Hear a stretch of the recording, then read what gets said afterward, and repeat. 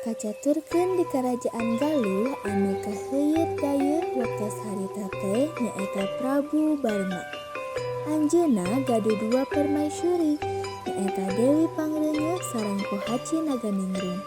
Harita Pohaci nuju ngakandung putra raja. Pohaci bari ngomong bari lempang, tuluy pasalingsingan jeung Pangrenyep. Pangrenyep timburu ka Pohaci, sabab Pohaci keur ngandung putra raja nu bakal jadi gaganti raja. Tidinya Pangrenyep menta izin ka raja jang ngaparajian Pohaci mun babaran.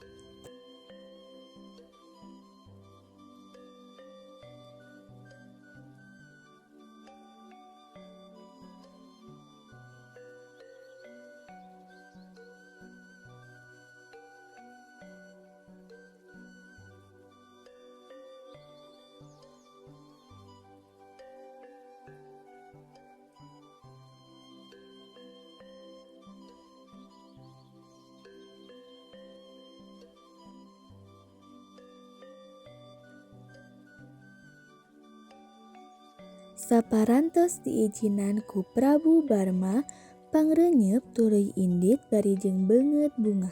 Di mana Pohaci babaran, dayang-dayang rariweuh milarian Dewi Pangrenyep. Hapunten Dewi, itu Nyai Pohaci bade babaran.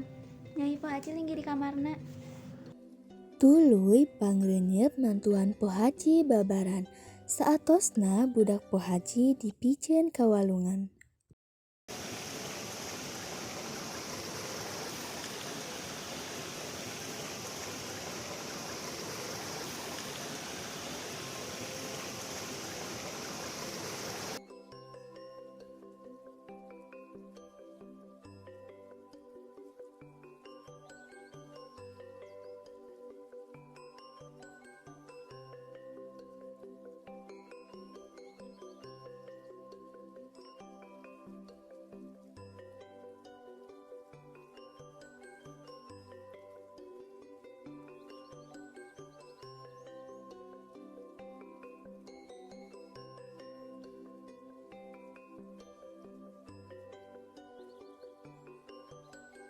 Nyai, nah beta batik picen di leuweung. Salah abdi naon?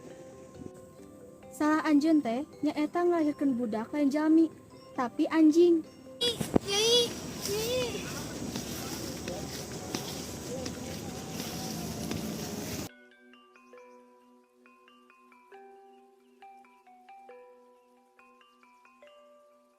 Alah ieu laukna kamarananya.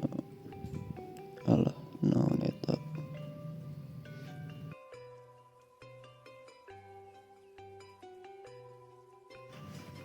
Budak ieu bade abi ngaranna Ciung Wanara.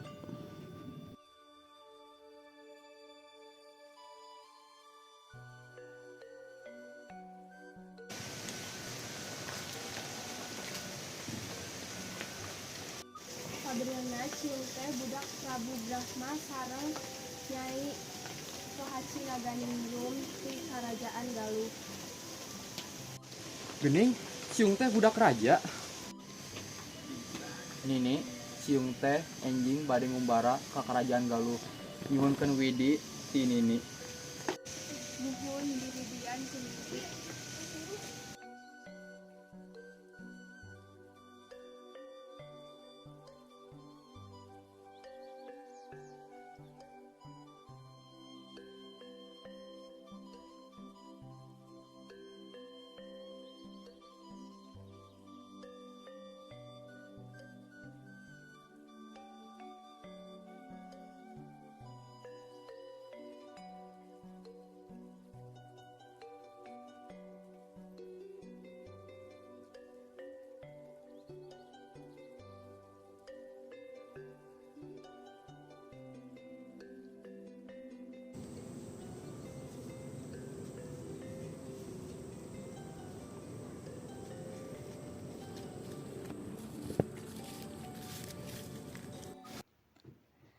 Prabu aya budak ngora anu milarian, saurna bade ngadu hayam.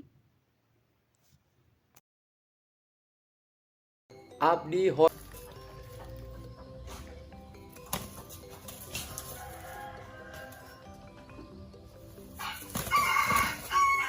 Saat tos ngelehkeun hayam raja, Ciung Wanara budak Pohaci Naganingrum gelut jeung Haryang Banga budak Dewi Pangrenyep marebutkeun tahta Karajaan Galuh.